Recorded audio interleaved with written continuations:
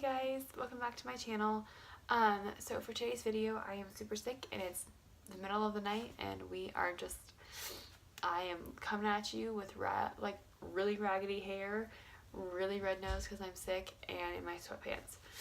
But I wanted to talk about this because even when I look like this, I feel the most confident. And my journey to confidence has been a really interesting one. It kind of went along with my anxiety and things like that. And I was talking to a friend and she told me, she was like, I would love to see you talk a little bit about this stuff in this journey and go a little bit deeper, just because I love the realness of like how you talk to people.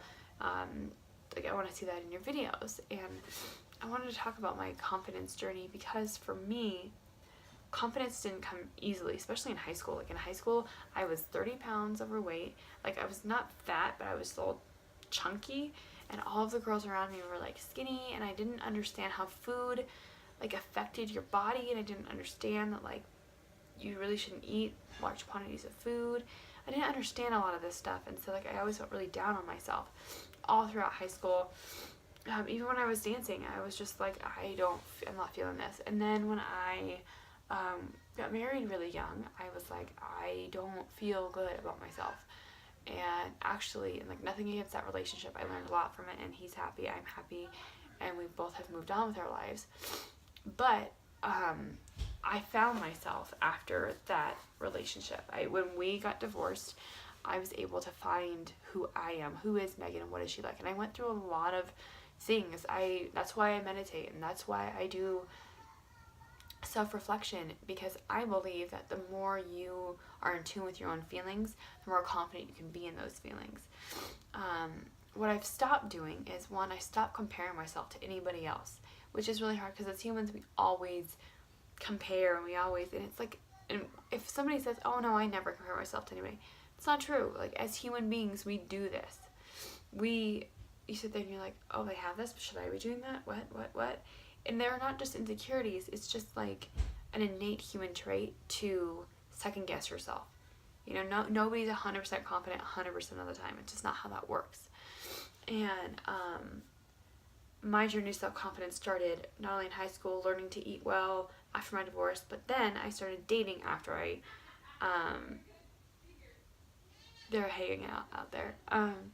Is when I started dating. And I went through some boyfriends not boyfriends, but guys I dated who really taught me a lot about myself. You know the song by Ariana Grande, Thank You Next? I kind of thought that was like a perfect song because I have exes that I dated that really helped define who I am now.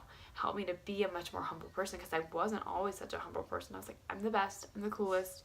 I was like overly confident, but it wasn't me being overly confident and actually believing those things. It was almost like a front that you put on towards people so that they think that, because I didn't want them to see anything bad about me. And that's when I was lying, and I was like, oh, I'm so cool, I'm this, and really, I just spent my time dancing and teaching kids how to spell. Like that's what I did most days. And then when I met Joe, I was going through a really hard time in my life.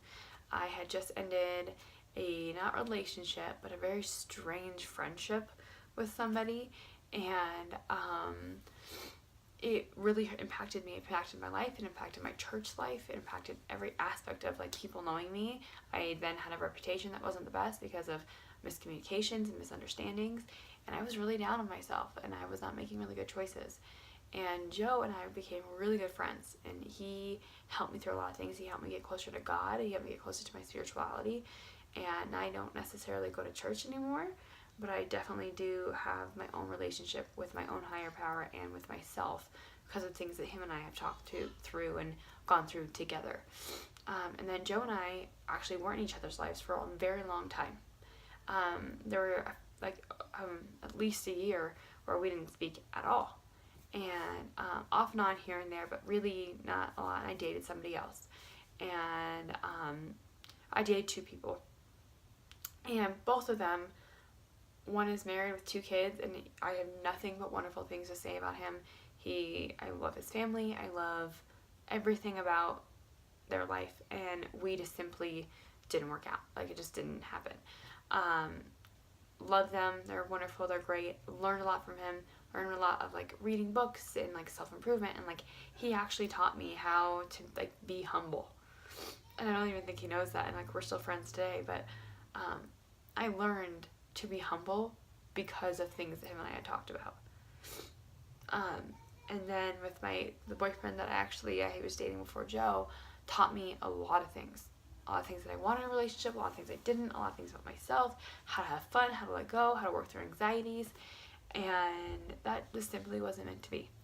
And then my point of telling you this is that, like, there are friends and people that come into your life. For me, it was love relationships, because I don't have a lot of, like, girlfriends.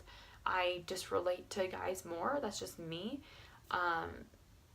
Because girls like just things that I don't. I like crocheting like a 95-year-old, and I like watching Gilmore Girls, but I also really like playing video games, and I really like doing, like, crafty things. So, like, I never really connected. I have, like, a set of, like, 4 really good girl friends. I had one in high school. I have 2 who are, like, my main, like, I can count on them for anything, and one who we connected and we were really good friends, and she moved away, but now we still see each other every time she's in town. All of my relationships have taught me things about learning and growing and moving forward in my life. And my journey, I learned that I feed off of other people. I need that example and human contact, just like everybody does. We're not meant to be alone. We're meant to do these things together and learn from each other and grow. I learned that it's okay not only to be yourself, but it's okay that you have flaws, and to own my flaws, and to be like, that's okay. I can be who I am. Not everybody has to love me all the time. And I've dealt with this year. One of Joe's family members really doesn't like me. And at first I was like, that stings a little bit. But now I'm just like, she has every right to feel the way she feels, and I don't go to bed with her thoughts. And it's okay. And I don't have to prove anything to anybody, and I don't have to answer to anybody. I can just be who I am 100% of the time. Whether I'm all dolled up or I'm sick and in a hoodie, like, it doesn't matter. And I think that also comes with age. Age really makes a difference in how you feel about yourself, because you go through life experiences and you move forward. And I'm excited for the next 20 years of me moving forward, and 30 and then 50, and I can't wait to see what else I learn in life, because I think that life is what you make it. So you can go through something hard and you can be like, oh, this is terrible. And that's what I used to do.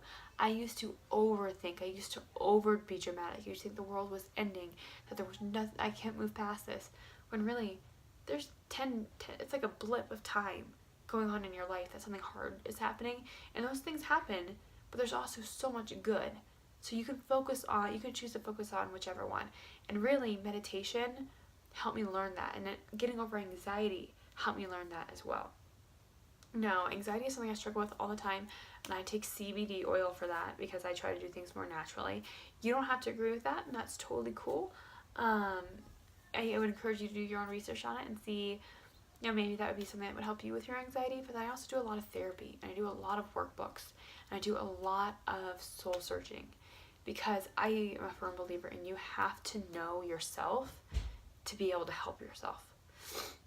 And I went through a lot of crying. I went through a lot of tears and a lot of self-improvement. And my friend who leads my meditation class, when she first moved into her new house, I'd go over to her house at night, and I'd help her, like, with her painting and things like that. She was painting her house while her kids were asleep.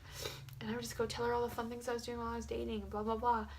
Not realizing that, like, another person in my life was helping me get through these things I found were hard. I have a friend who lives like 5 minutes away from me, and I know I can call her and talk to her at any point of time, and I always learn something from her. And that's, my pride got in the way of my, like, self-esteem all the time. And it's so funny, like, for being prideful, you think that you would have, like, it together, and you don't. It's like a front. It's like a total wall that you've put up, like, I'm going to be overly confident because I'm so insecure with myself. But when you start breaking down those walls and you start healing and you start rebuilding, you realize, like, you don't have to be anything about yourself to anybody. And also, it's okay if somebody doesn't like you. You're not going to be everybody's cup of tea, and that's fine. I don't like everybody. I respect everybody, but I don't have to choose to spend time with them. And that's something that I think is really important, is owning your truth, owning who you are, and being confident in the decisions that you're making. I meant to make this video earlier today, but Harvey's been sick, Joe's been sick, I had doctor's appointments and blah, blah, blah, blah, and it was just insane. But I wanted to make this video because I think that your personal journey to self-confidence has to do with like you accepting your flaws and accepting yourself completely. Because you can't expect somebody to love you when you don't love you. You can't say, love me in spite of my flaws, when you don't love you in spite of your flaws. So I start my day with affirmations. I think that the power of words really is important. When you say, oh, I'm just a fat slob, that's what you start putting in your head, and that's what you believe about yourself. So when you say, I think I'm really funny, like I'm a really funny person, and like that's all you start with. Or I'm really good at drawing, I'm really good at that. Start putting the positive energy out there, and positively will come back to you. I think it's so important that we remember that our words have meaning, that we can put the energy out there that what we want to receive will happen. We are not victims of our environment. We are not victims of anything. We choose how we see a situation. We can't always choose what happens to us, and sometimes we are actual victims of things that have happened to us, but it doesn't have to be what defines us. And that's what I've learned these last few years, becoming confident in who I am. And that doesn't mean I don't go with having insecurities. I have insecurities all the time. It doesn't mean that getting in front of a camera with a really red nose and stuffiness and not perfect doesn't make me a little nervous, but I've learned to accept those things for what they are and then move on. And that is the best advice I can give to anybody who is struggling with confidence, is it is okay. You're perfect the way you are. Accept yourself and try to love yourself. Go to therapy, meditate, work on your self-love, and it takes a long time, and it's always a growing process. It's always moving forward. So be kind to yourself, be kind to others, and remember that everybody's going through something if you don't know about it. I read this quote that was, as good of a person you are, you're evil in somebody's story. And that's super true, that you can be the best you can be, but sometimes we make mistakes. And so just try to be soft with yourself the way that you be soft with others, or teach your kids to be soft with others. Treat yourself that way too. And it's okay to self-care, and it's okay to check in with yourself. Like, do mental check-ins. Like for me with my anxiety, I'm like, what is making me so anxious right now? Is it this, or is it something else that's going on? So just remember those things. Alright, I hope you guys enjoyed this video. Thank you for sitting down with me and talking. I'm sorry I look so incredibly disheveled, but this is my life. I am sick. My 2-year-old's sick. My husband's sick. But I wanted to put this video out for you today. This is a one take. I'm not going to do a ton of editing on this, but I hope that you guys have a good night, and I would love to hear some of the ways that you guys do some self-care and self-love. Thank you guys for listening. Don't forget to subscribe if you haven't. Turn on your notification button, and leave comments below of what you want to see from my channel next. Have a nice night. Bye, guys.